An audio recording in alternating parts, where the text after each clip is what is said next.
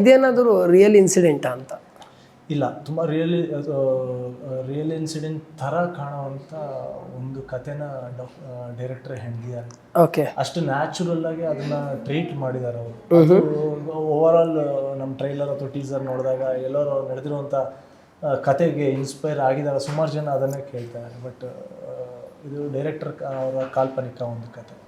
Okay, ಇವಾಗ ಅಪೂರ್ವ ಅವರು ಒಂದಿಷ್ಟು ಚಿತ್ರಗಳನ್ನ ನೋಡಿದಾಗ ಹಿರಿಯ ನಟರ ಜೊತೆ ಎಲ್ಲ ಅಭಿನಯಿಸಿದ್ದೀರಾ. ಸೊ ಆ ಚಿತ್ರವನ್ನು ಒಂದು ತೂಕಕ್ಕೆ ಹಾಕಿದ್ರೆ ಈ ಚಿತ್ರ ಇಲ್ಲಿಂದ ಕಲ್ತಿರೋದೇನು ಅಂತ? ಈ ಸಿನಿಮಾ ಹೌದು, ಅಂದರೆ ಒಂದೊಂದು ಸಿನಿಮಾನು ನಿಮಗೆ ಬೇರೆ ಬೇರೆ ಥರ ನನಗೆ ಕಲಿಯೋದಕ್ಕೆ ಸಿಗುತ್ತೆ. ಯಾವುದೇ ಒಂದು ಸಿನಿಮಾದಿಂದ ಏನೂ ಇಲ್ಲ ಅಂತ ಹೇಳೋದಕ್ಕಾಗೋದಿಲ್ಲ. ಒಬ್ಬ ಟೆಕ್ನಿಷಿಯನ್ಸಿಂದ ಆಗಿರ್ಬೋದು, ಒಬ್ಬ ಹೊಸ ಡೈರೆಕ್ಟರಿಂದ ಆಗಿರ್ಬೋದು, ಇಲ್ಲ ಹಳೇ ಯಾರಿಂದನಾದರೂ ಆಗಿರಲಿ, ಇಲ್ಲ ಒಬ್ಬ ಹೀರೋಯಿಂದ ಆಗಿರಲಿ, ನಾವು ಕಲಿಯೋದು ತುಂಬ ಇರುತ್ತೆ. ದಿನಾ ಲೆಸನ್ಸ್, ದಿನಾ ಕೆಲಸಕ್ಕೆ ಹೋಗ್ತೀವಿ, ಅಲ್ಲಿ ಹೊಸ ಥರ ನಟನೆ ಆಗಿರ್ಬೋದು, ಎಲ್ಲತನೂ ಕಲಿತೀವಿ. ಸೊ ನಾನು ಇವತ್ತು ದಿನ ಕಲಿತಾನೆ ಇರ್ತೀನಿ. ಇನ್ನೂ ಕಲಿಯೋದು ತುಂಬ ಇದೆ ನನ್ನ ಲೈಫಲ್ಲಿ. ಓಕೆ, ಸೊ ಇವಾಗ ಅಭಿಮನ್ಯು ಅವ್ರಿಗೆ ಕೇಳೋದಾದ್ರೆ, ಅಪ್ಪ ಒಬ್ಬ ದೊಡ್ಡ ನಟ, ನಿರ್ದೇಶಕ, ಹಾಗೆ ಒಬ್ಬ ಸರಳ ಜೀವಿ ನಾವು ನೋಡಿರೋ ಪ್ರಕಾರ. ಸೊ ಅವರ ಗರಡಿಯಲ್ಲಿ ಬೆಳೆದಂಥವ್ರು, ಗರಡಿ ಅನ್ನೋಕ್ಕಿಂತ ಬೈ ಬ್ಲಡ್ ಬಂದಿರುತ್ತೆ ಆ ಒಂದು ಆ್ಯಕ್ಟಿಂಗ್ ಎಲ್ಲ. ಸೊ ಆ ಒಂದು ತೂಕ ನಿಮ್ಮ ಮೇಲಿರುತ್ತೆ, ಆ ಒಂದು ಜವಾಬ್ದಾರಿ ನಿಮ್ಮ ಮೇಲಿರುತ್ತೆ. ಪ್ರತಿಯೊಂದು ಚಿತ್ರ ಬಂದಾಗ ಕಾಶಿನಾಥ್ ಸರ್ ಅವರ ಅಭಿಮಾನಿಗಳಿರ್ಬೋದು, ನಿಮ್ಮ ಅಭಿಮಾನಿಗಳಿರ್ಬೋದು, ಒಂದಿಷ್ಟು ಎಕ್ಸ್ಪೆಕ್ಟೇಷನ್ಸ್ನ ಇಟ್ಕೊಂಡಿರ್ತಾರೆ. ಸೊ ಈ ಚಿತ್ರದಲ್ಲಿ ಅಭಿಮಾನಿಗಳು ಏನನ್ನು ಅಪೇಕ್ಷಿಸಿ ಬರ್ಬೋದು ಅಂತ? ಒಂದು ಒಳ್ಳೆ ವೆರಿ ನ್ಯಾಚುರಲ್, ವೆರಿ ರಿಯಲಿಸ್ಟಿಕ್ ಆದಂಥ ಒಂದು ಲವ್ ಸ್ಟೋರಿ. ಸೊ ಅದನ್ನು ಇಡೀ ತಂಡ ತುಂಬ ಮುದ್ದಾಗಿ ತುಂಬ ಎಫರ್ಟ್ಸ್ಗಳನ್ನು ಅದೆಲ್ಲ ಹಾಕಿ ಒಂದು ಕಥೆನ ನಾವು ಜನರ ಮುಂದೆ ಇಡಕ್ಕೆ ಹೊರಟಿದ್ವಿ. ಆ ಕತೆ ಆ ಡೈರೆಕ್ಟರ್ ಆಗಲಿ ಓವರ್ ಆಲ್ ಟೀಮ್ ಏನು ಅಂದ್ಕೊಂಡಿತ್ತು ಅದು ಸ್ಕ್ರೀನ್ ಮೇಲೆ ಕಾಣ್ತಾ ಇದೆ. ಅದು ನಮ್ಮ ಟ್ರೈಲರ್ ಅಥವಾ ಟೀಸರಲ್ಲೂ ಕಾಣ್ತಾ ಇದೆ. ಆ ಕ್ಯಾರೆಕ್ಟರೈಸೇಷನ್, ಸೂರಿ ಲವ್ ಸಂಧಿ, ಎಲ್ಲರೂ ಆ ಎರಡು ಕ್ಯಾರೆಕ್ಟರ್ ಬಗ್ಗೆ ಹೇಳ್ತಾ ಇದ್ದಾರೆ. ಸೊ ಆ ಮುದ್ದಾದ ಎರಡು ಜೋಡಿ ಹಕ್ಕಿಗಳ ಒಂದು ಬ್ಯೂಟಿಫುಲ್ ಆದ ಒಂದು ಲವ್ ಸ್ಟೋರಿನ ಎಕ್ಸ್ಪೆಕ್ಟ್ ಮಾಡ್ಬೋದು. ನೀವು ಹೇಳ್ದಂಗೆ ನಿಜವಾಗ್ಲೂ ಸ್ಕ್ರೀನ್ ಮೇಲೆ ತುಂಬ ಅದ್ಭುತವಾಗಿ ಕಾಣಿಸ್ಕೊಂಡಿದ್ದೀರಾ ನೀವಿಬ್ಬರು. ರಿಯಲಿಸ್ಟಿಕ್ ಆಗಿ ಅಂದರೆ ನಮಗೆ ನಿಜವಾಗ್ಲೂ ಆ ಒಂದು ಬಾಂಡಿಂಗ್ ತುಂಬ ವರ್ಷಗಳಿಂದ ನೀವು ಒಳ್ಳೆ ಫ್ರೆಂಡ್ಸು ಅನ್ನೋ ಥರನೇ ನಮಗೆ ಸ್ಕ್ರೀನ್ ಮೇಲೆ ಕಾಣುತ್ತೆ, ಲವರ್ಸ್ ಅನ್ನೋ ಥರನೇ ಕಾಣುತ್ತೆ. ಅಷ್ಟೊಂದು ಕೆಮಿಸ್ಟ್ರಿ ವರ್ಕೌಟ್ ಆಗಿದೆ ನಿಮ್ಮಿಬ್ಬರಿಗೂ ಕೂಡ. ಸೊ ಸರ್ ಡೈರೆಕ್ಟ್ರ್ ಬಂದು ಈ ಕಥೆಯನ್ನು ಹೇಳಿದಾಗ ಹೀರೋಯಿನ್ ಆಲ್ರೆಡಿ ಸೆಲೆಕ್ಷನ್ ಆಗಿತ್ತಾ ಅಥವಾ ನೀವು ಸೆಲೆಕ್ಟ್ ಆದಮೇಲೆ ಹೀರೋಯಿನ್ ಸೆಲೆಕ್ಷನ್ ಆಯಿತಾ? ಆ್ಯಕ್ಚುಲಿ ನಾನು ಬಂದಿದ್ದು ಬೇರೆ ಕ್ಯಾರೆಕ್ಟ್ರಿಗೆ. ಓಕೆ, ಆಗ ಹೀರೋಯಿನ್ ಇವರು ಅಂತ ಹೇಳಿದರು. ಆ ಲೆಕ್ಕ ನೋಡಕ್ಕೆ ಹೋದರೆ ನಾನು ಇವರು ಹಾಗೂ ಸೂರಿನ ಆಟಾಡಿಸ್ಕೊಂಡು ಹೋಗಬೇಕಾಗಿತ್ತು ಆ ಕ್ಯಾರೆಕ್ಟರ್ ಮಾಡಿದ್ದಿದ್ರೆ ನಾನು. ಓಕೆ, ಬಟ್ ಆ ಡೇ ಬಂದು ನಾನು ಪ್ರೊಡ್ಯೂಸರ್ ಆ್ಯಂಡ್ ಡೈರೆಕ್ಷನ್ ಟೀಮ್ ಹತ್ರ ಮಾತಾಡಿದಾಗ ಓಕೆ ನನಗೆ ಯಾವುದೋ ಒಂದು ಬೇರೆ ಆದ ಒಂದು ನೆಗೆಟಿವ್ ಶೇಡ್ ಇರುವಂಥ ಕ್ಯಾರೆಕ್ಟರ್ ಅಂತ ಹೇಳಿದರು. ಸೊ ನನಗೆ ಅದೊಂದು ಚೂರು ಎಕ್ಸೈಟ್ ಆಗಿತ್ತು. ಓಕೆ, ಏನೋ ಬೇರೆ ಥರ ಎಕ್ಸ್ಪೀರಿಯನ್ಸ್ ಆಗ್ಬೋದು. ಓಕೆ ಒಂದು ಚಾನ್ಸ್ ತೊಗೊಂಡು ನೋಡೋಣ, ಅದಾಗೆ ಕೇಳ್ತಾರೆ ಅವರು. ಬಟ್ ಆ ಡೇ ಹೋಗಿ ಡೈರೆಕ್ಷನ್ ಟೀಮ್ನ ಆಗಲಿ ಅಥವಾ ಪ್ರೊಡಕ್ಷನ್ ಟೀಮ್ನ ಮಾತಾಡಿಸ್ಕೊಂಡು ಆವತ್ತೇ ನಾನು ಅವ್ರಿಗೆ ನರೇಟ್ ಮಾಡಿ, ಸರ್ ನನಗೊಂಚೂರು ಬೇರೆ ಕ್ಯಾರೆಕ್ಟರ್ಸ್ ಮಾಡಿ ಇದಿಲ್ಲ, ಸೊ ಯಾವ ಥರ ಇದೆ ಅಂತ ನಾನು ಒಂದ್ಸತಿ ನಾನು ಕೇಳ್ತೀನಿ ಅಂದಾಗ, ಸರ್ ಇಲ್ಲ ಸರ್ ನಾನು 2 days ಕೊಡಿ, ಅದಾದಮೇಲೆ ನಾನು ಹೇಳ್ತೀನಿ ಅಂತ. ಯಾಕೆ ಅಂತ ನನಗೆ ಅವಾಗ ಗೊತ್ತಾಗಿಲ್ಲ. ಸೊ 2 days ಆದಮೇಲೆ ಟೀಮನ್ನು ಮತ್ತೆ ಕರೆಸ್ಕೊಂಡು, ಇಲ್ಲ ಸರ್ ಡೈರೆಕ್ಟ್ರಿಗೆ ಸೂರಿ ಕ್ಯಾರೆಕ್ಟರ್ ಏನು ಅಂದ್ಕೊಂಡಿದ್ರು ಅದು ನೀವೆಲ್ಲ ಸೂರಿ ಕಾಣ್ತಾ ಇದ್ದಾರೆ ಡೈರೆಕ್ಟ್ರಿಗೆ. ಓಕೆ, ಸೊ ನೀವು ಈ ಕ್ಯಾರೆಕ್ಟರನ್ನು ನಾವು ಅಂದ್ಕೊಂಡಿದ್ದೀವಿ ಅಂತ ಹೇಳಿ ಸೂರಿ ಬಂದಿದ್ದು. ಸೊ ಫಸ್ಟ್ ನಾನು ಹೋದಾಗ ಇವರು ಸೆಲೆಕ್ಟ್ ಆಗಿದ್ರು, ಬಟ್ ನನ್ನ ಜೊತೆಗಲ್ಲ. ಸೊ ಅದಾದಮೇಲೆ ನಾನು ಆ್ಯಕ್ಚುಲಿ ಅದು ಒಬ್ಬ ಹೀರೋ ಮಗನೋ ನಂಗೆ ಅದು ಗೊತ್ತಿಲ್ಲ, ಆ ಹೀರೋ ಮಗನೇ ಇರ್ಬೇಕು, ಆ ಥರ ಸೆಲೆಕ್ಟ್ ಮಾಡ್ಕೊಂಡಿದ್ರು. ಬಟ್ ಅದೇನು ನನಗೂ ಗೊತ್ತಿಲ್ಲ. ಬಟ್ ಈ ಸಿನಿಮಾಗೆ ಯಾರನ್ನ ಕರ್ಕೋಬೇಕು, ನಾನು ಹೇಳಲ್ವಾ, ಒಂದು ಕತೆ ಅಂದಮೇಲೆ ಆ ಕತೆಗೆ ಯಾರನ್ನ ಬೇಕು, ಏನೇನು ಬೇಕು, ಒಂದು ಒಳ್ಳೆ ಸಿನಿಮಾ ಕರ್ಕೊಳ್ಳುತ್ತೆ, ತಗೊಳುತ್ತೆ ಅದು. ಸೊ ಆ ಥರ ನೋಡಿದ್ರೆ ಸೂರಿ ಕ್ಯಾರೆಕ್ಟ್ರಿಗೆ ಇವ್ರನ್ನ ಬಿಟ್ಟು ಇವತ್ತು ನಾವು ನೋಡೋದಾದ್ರೆ ನಾವು ಬೇರೆನ ಕಂಪೇರ್ ಮಾಡೋದಕ್ಕಾಗೋದಿಲ್ಲ, ಅಷ್ಟು ಚೆನ್ನಾಗಿ ಸೂಟ್ ಆಗಿದ್ದಾರೆ ಅವರು ಆಗಿರ್ಬೋದು. ಸೊ ಇವಾಗ ಅವ್ರು ಹೇಳಿದ್ರು ಬೇರೆ ಕ್ಯಾರೆಕ್ಟರ್ಗೆ ಅಂತ ಬಂದಿದ್ದೆ, ಬಟ್ ಸೂರಿ ಕ್ಯಾರೆಕ್ಟರ್ಗೆ ಸೆಲೆಕ್ಟ್ ಆದೆ ಅಂತ. ಸೊ ನಿಮ್ಗೂ ಹೇಳಿರ್ತಾರೆ ಸೂರಿ ಕ್ಯಾರೆಕ್ಟರ್ ಬೇರೆ ಇದ್ದಾರೆ ಅಂತ. ಅದನ್ನ ಇವ್ರು ರಿಪ್ಲೇಸ್ ಮಾಡಿದಾಗ ಆ ಒಂದು ಕ್ಷಣ ನಿಮ್ಗೆ ಹೇಗಿತ್ತು ಅಂತ? ನಂಗೆ ತುಂಬ ಖುಷಿ ಆಯ್ತು ಆ್ಯಕ್ಚುಲಿ. ಯಾಕೆಂದರೆ ಲೆಜೆಂಡ್ ಆ್ಯಕ್ಟರ್ ಮಗ ಅಭಿಮನ್ಯು ಕಾಶಿನಾಥ್ ಅವರು ಅಂದಾಗ I am very excited to ಅವ್ರ ಜೊತೆ ಆ್ಯಕ್ಟ್ ಮಾಡೋದಕ್ಕೆ ತುಂಬ ಖುಷಿನೂ ಆಯಿತು ನನಗೆ. ಇರಲಿ, ಯಾಕೆಂದರೆ ತುಂಬ ಕಲಿಯೋದಿರುತ್ತೆ ನಮಗೆ ಅವರಿಂದ ಆಗಿರ್ಬೋದು. ಯಾಕೆಂದರೆ ಅವ್ರು ಆ ಥರ ನಾನು ರವಿ ಸರ್ ಜೊತೆ ಮಾಡಬೇಕಾದ್ರೂ ಅಷ್ಟೇ, ಮನು ಜೊತೆ ವಿಕಿ ಜೊತೆ ವರ್ಕ್ ಮಾಡಿದಾಗ ನಮಗೆ ಅಪೂರ್ವ ಸಿನಿಮಾ ಆದಮೇಲೆ ಸ್ವಲ್ಪ ವರ್ಕ್ಶಾಪ್ ಥರ ಮಾಡಿಸ್ತಾ ಇದ್ರು ಅವ್ರ ನೆಕ್ಸ್ಟ್ ಸಿನಿಮಾಗೆ. ಸೊ ನಂಗೆ ಅವಾಗ ಖುಷಿ ಆಗ್ತಿತ್ತು, ಅವರಿಂದ ಏನೋ ಎಕ್ಸ್ಟ್ರಾ ಕಲಿಯೋದಿರುತ್ತೆ ಅಂತ ಹೇಳಿ. ನಾವೆಲ್ಲ ಮಾತಾಡೋರು ಇರ್ಬೋದು, ಅಂದರೆ ರವಿ ಸರ್ ಸಿನಿಮಾದಲ್ಲಿ ಮಾತಾಡೋರು ಅವ್ರು ಇದನ್ನೆಲ್ಲ ನಮ್ಮ ಹತ್ರ ಹೇಳ್ತಾ ಇದ್ರು. ಇವರು ಅಷ್ಟೇ, ಇವಾಗ ನಮ್ಮ ಜನ್ರೇಷನ್ ಅವರು ಎರಡೂ ಜನ್ರೇಷನ್ದು ಕೇಳ್ತಾ ಇದ್ದಾರೆ, ಎಲ್ಲೂ ಗೊತ್ತಾಗ್ತಿತ್ತು ನನಗೆ. ಸೊ ಇದೂ ಅಷ್ಟೇ, ನನಗೆ ಏನೋ ಹೊಸ ಎಕ್ಸ್ಪೀರಿಯೆನ್ಸು ಚೆನ್ನಾಗಿರುತ್ತೆ. ಅದರಲ್ಲೂ ಅಭಿಮನ್ಯು ಜೊತೆ ಕೆಲಸ ಮಾಡೋದಕ್ಕೆ ನನಗೆ ಇಷ್ಟ ಆಯಿತು. ಸೊ ಎಸ್, ನೀವು ಹೇಳಿದ ಪ್ರಕಾರ ಅಭಿಮನ್ಯು ಅವ್ರನ್ನ ಒಂದಿಷ್ಟು ಶಾರ್ಟ್ಸ್ಗಳಲ್ಲಿ ನಾವು ನೋಡ್ತೀವಿ.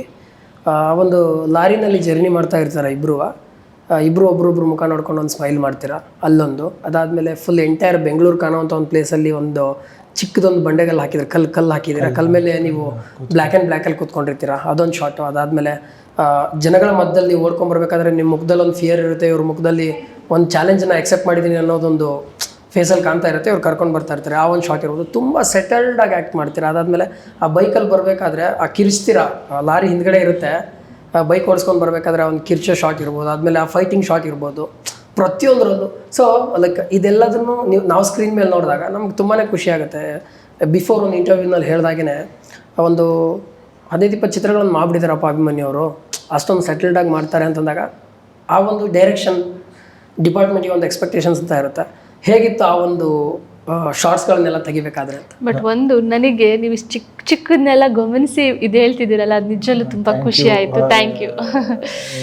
ಇದನ್ನೆಲ್ಲ ಒಂದು ಗಮನಿಸಿ ಅಂದರೆ ಫೈನಲಿ ಅಲ್ಲಿ ನಮಗೆ ಆ ಆಪರ್ಚುನಿಟಿ ಸಿಗೋದು ಆ ಥರ ಒಂದು ಕ್ಯಾರೆಕ್ಟರ್ ಪೆನ್ ಆದಾಗ ಅಥವಾ ಆ ಥರ ಒಂದು ಸಬ್ಜೆಕ್ಟ್ ಪೆನ್ ಆದಾಗ ಅಷ್ಟು ನ್ಯಾಚುರಲ್ಲಾಗಿ ಡೈರೆಕ್ಟರ್ ಅದನ್ನು ತೊಗೋಬೇಕು ಅಂತ ಇದ್ದಾಗ ನಾವು ಆ ಥರದ್ದೆಲ್ಲ ಒಂದಿಷ್ಟೆಲ್ಲ ಮಾಡ್ಕೊಂಡು ಹೋಗ್ಬೋದು. ಇಲ್ಲ ಹೀರೋಗೊಂದು ಬ್ಯಾಕ್ ಡ್ರಾಪ್ ಇದೆ, ಇದಿದೆ, ಒಂದು ಇದಿದೆ ಅಂದಾಗ ಅಲ್ಲಿ ಬೇರೆಯೇ ಆ್ಯಟಿಟ್ಯೂಡ್ ಬರುತ್ತೆ. ಸೊ ಇಲ್ಲಿ ಡೈರೆಕ್ಟರ್ ಅಂದ್ಕೊಂಡಿದ್ದ ಕ್ಯಾರೆಕ್ಟರ್ ಅದೇ ಥರ. ಸೊ ಆ ಇದರಲ್ಲಿ ಆ ಏನು ಗ್ರಾಫ್ ಅವರು ಹಾಕ್ಕೊಂಡಿದ್ದಾರೆ ಆ ಗ್ರಾಫಲ್ಲಿ ನಾನು ಏನೇನು ಮಾಡಬಲ್ಲೆ ಚಿಕ್ಕದು ಇದನ್ನು ನಾನು ಕಾನ್ಸಂಟ್ರೇಟ್ ಮಾಡ್ತಿದ್ದೆ ಅಷ್ಟೇ. ಸೀನಲ್ಲಿ ಇವಾಗ ನೀವು ಹೇಳಿದ್ರಿ ಇವಳನ್ನು ಕರ್ಕೊಂಡು ಹೋಗ್ತಾ ಇದ್ದಾಗ, ಆ ಕರ್ಕೊಂಡು ಹೋಗ್ತಾ ಇದ್ದಾಗಲ್ಲ ಆ ಸೀನಲ್ಲಿ ಒಂದು ಇದಿದೆ, ನೀವು ಹೇಳ್ದಂಗೆ I have taken a responsibility. Yes, ಸಂಧ್ಯಾನ ಪ್ರೀತಿಸಿದಾನೆ, ಸಂಧ್ಯಾ ಸೂರ್ಯನ ಪ್ರೀತಿಸಿದಾನೆ, ಆ ಪ್ರೀತಿಗೆ ಅವನು ಒಂದು ವಾಪಸ್ ಪ್ರೀತಿ ಕೊಡಬೇಕು, ಅವಳನ್ನು ಸೇಫ್ ಗಾರ್ಡ್ ಮಾಡಬೇಕು, ಅವತ್ತು ನನ್ನವಳು. ಸೊ ಅದು ಅವನ ತಲೆಯಲ್ಲಿದ್ದಾಗ, ಸೊ ಅವನ ತಲೆಯಲ್ಲಿ 108 ಓಡ್ತಾ ಇರುತ್ತೆ, ಅಲ್ಲಿ ಹಿಂದೆ ಏನು ನಡೀತು, ಮುಂದೆ ಏನು ನಡಿಬೇಕು, ನಾವು ಎಲ್ಲಿಗೆ ಹೋಗಬೇಕು, ಏನಾಗಬೇಕು, ಅವಳು ಹೆದರಿದ್ದಾಳೆ, ಸೊ ಅವಳಿಗೆ ಧೈರ್ಯ ಬರೋದಕ್ಕೆ ನಾನು ಏನು ಮಾಡಬೇಕು. ಸೊ ಓವರಾಲ್ ಇದನ್ನೆಲ್ಲ ತೊಗೊಂಡಾಗ ನಮ್ಮ ತಲೆಗೆ ಓವರಾಲ್ ಬಾಡಿ ಲ್ಯಾಂಗ್ವೇಜ್ ಅದು ಇದಾಗುತ್ತೆ. ಯಾಕೆಂದ್ರೆ ಅದು ಡೈರೆಕ್ಟರ್ ಬರೆದಿರುವಂಥ ಸೀನಲ್ಲಿ ಇರುತ್ತೆ. ನಾವು ಒಂಚೂರು ಅದನ್ನು ಓಕೆ ಅವ್ರಿಗೆ ಏನು ಎಕ್ಸ್ಪೆಕ್ಟ್ ಮಾಡ್ತಾ ಇದ್ದಾರೆ ಅನ್ನೋದನ್ನು ಒಂಚೂರು ಆ ಸೀನು ಡೆಪ್ತ್ಗೆ ಹೋದರೆ ಮೋಸ್ಟ್ಲಿ ಈ ಥರದ್ದು ಎಲ್ಲ ಒಂಚೂರು ಗೊತ್ತಾಗುತ್ತೆ. ಅದನ್ನು ಯಾವಾಗಲೂ ಟ್ರೈ ಮಾಡ್ತಿರ್ತೀನಿ. ನನಗೆ ಅದಿಷ್ಟ. ಡೈರೆಕ್ಟ್ರ್ ಏನಕ್ಕೆ ಇದು ಮಾಡಿದ್ದಾರೆ, ಈ ಸೀನನ್ನು ಏನಕ್ಕೆ ಇದು ಮಾಡಿದ್ದಾರೆ, ಆ ಸೀನಲ್ಲಿ ಅವ್ರು ಏನು ಹೇಳಕ್ಕೆ ಹೋಗ್ತಾ ಇದ್ದಾರೆ, ಇದನ್ನು ಬ್ರೇಕ್ ಮಾಡಬೇಕು ಅನ್ನೋದು ನನಗೆ ಇಷ್ಟ.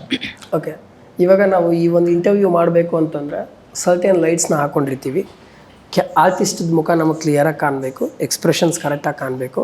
ಅದಾದಮೇಲೆ ಆ ಒಂದು ಸ್ಕ್ರೀನ್ ಮೇಲೆ ಕಂಡಾಗ ಒಂದು ಕಲರ್ಫುಲ್ ಆಗಿರಬೇಕು ಅಂತ ನಾವು ಎಲ್ಲ ಪ್ಲ್ಯಾನ್ ಮಾಡ್ಕೊತೀವಿ. ಬಟ್ ಔಟ್ಡೋರ್ ಶೂಟಿಂಗ್ ಅಂತ ಹೋದಾಗ ನಮಗೆ ಒಂದು ಲೈಟಿಂಗ್ಸ್ ಇರ್ಬೋದು, ಪ್ರತಿಯೊಂದನ್ನು ಕೇರ್ ಮಾಡಬೇಕಾಗುತ್ತೆ, ಯಾವುದನ್ನು ಬಿಡೋಕ್ಕಾಗಲ್ಲ. ಒಂದು ಶೇಡ್ ಬೀಳಬಾರ್ದು ಮುಖದ ಮೇಲೆ, ಒಂದು ಬೇರೆ ಕಡೆಯಿಂದ ಒಂದು ಲೈಕ್ ನಮ್ಮೇಲೆ ಒಂದು ಗ್ರೇ ಕಾಣಬಾರ್ದು, ಆ ಥರ ಎಲ್ಲ ಇರುತ್ತೆ. ಸೊ ಇಲ್ಲೊಂದು ಶಾರ್ಟ್ ತೆಗ್ದಿದ್ದೀರಾ, ಇದರಲ್ಲಿ ನೀವಿಬ್ಬರೇ ಕೂತಿದ್ದೀರಾ ಅಂತ ನಮಗೆ ಗೊತ್ತಿಲ್ಲ. ಇದು ಸಂಧ್ಯಾ ಸೂರ್ಯ ಏನಾದರೂ ಇರ್ಬೋದು, ಯಾರಾದರೂ ಇರ್ಬೋದು. ಬಟ್ ಈ ಒಂದು ಶಾರ್ಟ್ ಓಪನ್ ಆಗುತ್ತೆ ನಿಮ್ಮ ಟ್ರೈಲರಲ್ಲಿ ಓಪನ್ ಆದಾಗ. ಸೊ ಈ ಶಾರ್ಟ್ ಬಗ್ಗೆ ಹೇಳಿ, ಎಲ್ಲಿ ತೆಗೆದಿದ್ದು ಶಾರ್ಟ್, ಎಷ್ಟು ಬ್ಯೂಟಿಫುಲ್ ಆಗಿ ತೆಗೆದಿದ್ದೀರಾ?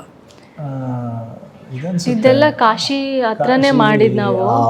ಕಾಶಿ ಟು ಬೇರೆ ಒಂದು ಊರಿಗೆ ಹೋಗೋ ಮೇನ್ ರೋಡಲ್ಲಿ ವಾಕಿಂಗ್ ಸೀಕ್ವೆನ್ಸಸ್ಸು ಮತ್ತು ಬೇರೆ ಊರಿಂದ ಊರಿಗೆ ಬರುವಂಥ ಸೀಕ್ವೆನ್ಸಸ್ಸು ಅದೆಲ್ಲ ತೊಗೊಂತ ಒಂದು ಕಡೆ ಬ್ರಿಡ್ಜು, ಕೆಳಗಡೆ ನೀರು, ಇದೆಲ್ಲ ಇತ್ತು. ಇದರಲ್ಲಿ ಬ್ಯಾಕ್ ಡ್ರಾಪಲ್ಲಿ ಸನ್ ಕಾಣ್ತಾ ಇತ್ತು ಅಲ್ಲಿ ಅನ್ಸುತ್ತೆ ವಾಕ್ ಎಲ್ಲ ಮಾಡಿದ್ರು ಅಲ್ಲಿ ಆ್ಯಕ್ಚುಲಿ ಅಲ್ಲೆಲ್ಲ ನಾವು ಲೈಟ್ಸು ಅದು ಇದು ಈ ಸಿನಿಮಾಗೆ ಆ ಥರದ್ದೆಲ್ಲ ಹೋಗಲೇ ಇಲ್ಲ, ತುಂಬ ನ್ಯಾಚುರಲ್ ಆಗಿ ಬರಲಿ ಅಂತ ಹೇಳಿ ನಾವು.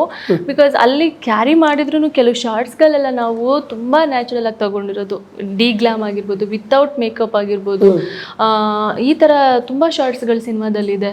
ಆಲ್ಮೋಸ್ಟ್ ಕ್ಲೈಮ್ಯಾಕ್ಸಲ್ಲೆಲ್ಲ ಮೇಕಪ್ಪೇ ಇಲ್ಲ ಯಾರಿಗೂ, ನಂಗಾಗಿರಲಿ ಅವ್ರಿಗಾಗಲಿ ಕ್ಲೈಮ್ಯಾಕ್ಸಲ್ಲಿ ನಾವೆಲ್ಲೂ ಮೇಕಪ್ ಹಾಕ್ಕೊಂಡಿಲ್ಲ. ಆಮೇಲೆ ನಾನು ಒಂದು ಜಾಗದಲ್ಲಿ ಒಂದು ವೈಟ್ ಡ್ರೆಸ್ ನಿಮಗೊಂದು ಫಾಲ್ಸಿಂದ ತೋರಿಸ್ತಾರೆ, ಅಲ್ಲಿ ಆ್ಯಕ್ಚುಲಿ ನಾನು ಬಿದ್ದೋಗ್ಬಿಡ್ತೀನಿ, ಅಂದರೆ ರಿಯಲ್ ಆಗಿ ಬೀಳ್ತೀನಿ, ಒಂದು ಶಾರ್ಟ್ ಅಲ್ಲಿ ಬಿದ್ದೋಗ್ಬಿಡ್ತೀನಿ. ಆಕ್ಚುಲಿ ಅಲ್ಲಿ ಸಪೋರ್ಟ್ ಯಾರು ಇರಲ್ಲ, ತುಂಬಾ ಆಲ್ಮೋಸ್ಟ್ ಒಂದು 700-800 ಮೀಟರ್ಸ್ ಅದು ಫಾಲ್ಸು, ಆಮೇಲೆ ಮತ್ತೆ ಮೇಲೆ ದಡ, ಆ ದಡದ ಆಚೆ ಇರ್ತಾರೆ ಫುಲ್ ಟೀಮ್. ಡ್ರೋನ್ ಶಾಟ್ ಇರುತ್ತೆ, ಸೊ ಹಾಗಾಗಿ ಟೆಕ್ನಿಷಿಯನ್ಸ್ ಕಾಣಬಾರದು. ಡ್ರೋನ್ ಶಾಟ್ ಕ್ಯಾಮ್ರಾ ಎಲ್ಲ ನಮಗೆ ಗೊತ್ತಿರೋಲ್ಲ. ಆಕ್ಟಿಂಗ್ ಹೇಳ್ಬೇಕು ಅಂದ್ರೂ ಸ್ಪೀಕರ್ ಫೋನ್ ಆನ್ ಮಾಡ್ಬಿಟ್ಟು ಅಲ್ಲೆಲ್ಲೋ ಇಟ್ಬಿಟ್ಟು ಸರ್ ಅಲ್ಲಿಂದ ನಮ್ಗೆ ಆಕ್ಷನ್ ಕಟ್ ಹೇಳ್ತಾ ಇರ್ತಾರೆ ನಮ್ಗೆ, ನಾವು ಅದನ್ನ ಕೇಳಿಸ್ಕೊಂಡು ಆಕ್ಟ್ ಮಾಡ್ಬೇಕು ಅಲ್ಲಿಂದನು. ಸೊ ನಂಗೆ ಹಂಗ್ ಓಡ್ ಬರಕ್ ಹೇಳ್ತಾರೆ, ನಾನೇ ಹೋಗ್ಬೋದಲ್ವಾ ಅಂತ ಹೇಳಿ ಹಿಂಗ್ ಬಂದ್ರೆ ಅಲ್ಲಿ ಪಾಚಿ ಕಟ್ಟಿರುತ್ತೆ, ತಬಾಳ್ ಅಂತ ಇದಾಗ್ತೀನಿ, ನಿಜ ಇರ್ತೀನಿ. ಅಲ್ಲ ಅಲ್ಲಿ ಬಂಡೆಕಲ್ ಮೇಲೆ ಬಿದ್ದಿದ್ದು, ನೀರು ಒಳಗಡೆ ಅಲ್ಲ, ಮೋಸ್ಟ್ಲಿ ಬಂಡೆಕಲ್ ಮೇಲೆ ಬಿದ್ದು ತಲೆ ಕೊಟ್ಟಿದ್ರೆ ಅವತ್ತು ತಲೆ ಇದಾಗಿರೋದು, ಹಂಗೆ ಬಿದ್ದೆ. ಅಷ್ಟೊತ್ತಿಗೆ ಇವರು ಬಂದು ಎತ್ಕೊಂಡ್ರು, ನೋಡಿದ್ರು. But it took fraction of so many seconds to ನನಗೆ ರಿಯಲೈಸ್, ಓಕೆ ಅವ್ರು she needs help. I was in shock. ಅಂದರೆ ಯಾರೂ ಇಲ್ಲ, ಇದರಿಂದ ಜಾರಿ ಎಲ್ಲಾರು ಆ ಕಡೆ ಈ ಕಡೆ ಹೋಗಿದ್ರೆ ಏನು, ಅಯ್ಯೋ ಏನಾಯಿತು ಇದಾಯಿತು ಅಂತ ಐ ಆಮ್ ಜಸ್ಟ್ ಥಿಂಕಿಂಗ್. ಅವರು ಹೋಗಿ ಸಪೋರ್ಟು ಮಾಡಲಿಲ್ಲ, ನಾನು ಪಾಪ ಹಿಂಗೆ ಮಾಡಿ ಹೇಳ್ತಾ ಇದ್ದಾರೆ. ಆಮೇಲೆ ರಿಯಲೈಸ್ ರ್ಯಾನ್ ಅಂದರೆ ಕ್ಯಾರೆಕ್ಟರ್ ಇನ್ವಾಲ್ವ್ ಅಂತ, ಅಯ್ಯೋ ಹಿಂಗಾಯ್ತಲ್ಲ ನೆಕ್ಸ್ಟ್ ಏನು ಬಿದ್ದಾಗ ಬ್ಯಾಕ್ ತುಂಬಾ ಇಂಪಾರ್ಟೆಂಟು. ಡೈರೆಕ್ಟಾಗಿ ಹಿಂಗೆ ಹಿಂದೆ ನೀವು ಬಿದ್ದಾಗ ಬ್ಯಾಕ್ಗೆ ಇದಾಗಿರುತ್ತೆ. ನನ್ನ ಮೈಂಡಲ್ಲಿ ಏನೇನೋ ಓಡ್ಬಿಡ್ತು, ಬ್ಯಾಕ್ ಇದಾಗ್ಬಿಟ್ರೆ ಹೆಂಗೆ, ಇದಾಗ್ಬಿಟ್ರೆ ಏನು, ಅದಾಗ್ಬಿಟ್ರೆ ಏನು, ಶೂಟಿಂಗ್ ಇದು ಹೆಂಗೆ, ಪಾಪ ಅವ್ರ ಪರ್ಸನಲ್ ಲೈಫ್ ಹೆಂಗೆ. ನಾವು ಇಷ್ಟೆಲ್ಲ ಮಾಡೋದು ನೆಕ್ಸ್ಟ್ ಇನ್ನೂ ಒಂದಿಷ್ಟು ಒಳ್ಳೊಳ್ಳೆ ಫೀಚರ್ಸ್ಗಳು ಮಾಡಬೇಕು ಅಂತ. ಸೊ ಹಂಗಾದ್ರೇನು ಅದು ಇನ್ನು ಸೆಕೆಂಡ್ಸ್ ಅಷ್ಟೆಲ್ಲ ತಲೆಯಲ್ಲಿ ಹೋಗಿ ಆಮೇಲೆ ಟಕ್ಕಂತ ಐ ವಾಸ್ ದೇರ್. ಅದಾಯ್ತು. ಅದು ಡ್ರೆಸ್ ಎಲ್ಲ ಫುಲ್ಲು ಪಾಚಿ ಆಗಿದೆ. ನಾವು ತಗೊಂಡೋಗಿರೋದು ಅದು ಒಂದು ಕಾಸ್ಟ್ಯೂಮು, ಆ ಸೀನ್ಗೆ ಅಷ್ಟೇ ಬೇಕು, ಬಟ್ ಆ ಸೀನ್ ಆಗ್ಬೇಕು. ನನ್ ಫುಲ್ ಡ್ರೆಸ್ಸು ಅಪಾಚಿ ಆಗಿದೆ, ಆ ಪಾಚಿ ಹೋಗ್ತಾ ಇಲ್ಲ, ನೀರಲ್ಲಿ ತೊಳೆದ್ರು ಹೋಗ್ತಾ ಇಲ್ಲ, ಬಟ್ ಆ ಕಾಸ್ಟ್ಯೂಮ್ ಕಂಟಿನ್ಯೂಟಿ ನಮಗೆ ಬೇಕು. ಅದು ಕಾಸ್ಟ್ಯೂಮ್ನೇ ನಾವು ದುಪ್ಪಟ್ಟದಿಂದ ಹಿಂಗೆ ಮಾಡಿಕೊಂಡು ಇಡೀ ಸೀನು ಸ್ವಲ್ಪ ಟೈಮಲ್ಲಿ ಇದೆ ಅದು, ಸೊ ಅಲ್ಲಿವರೆಗೂ ಯೂಸ್ ಮಾಡಿದ್ದೀವಿ. ಅಂದರೆ ಅಷ್ಟು ನ್ಯಾಚುರಲ್ ಆಗಿ ಬಂದಿದೆ ಸಿನಿಮಾ, ಅಷ್ಟು ನ್ಯಾಚುರಲ್ ಆಗಿ ಎಲ್ಲ ತಗೊಂಡೋಗಿದ್ದೀವಿ ನಾವು.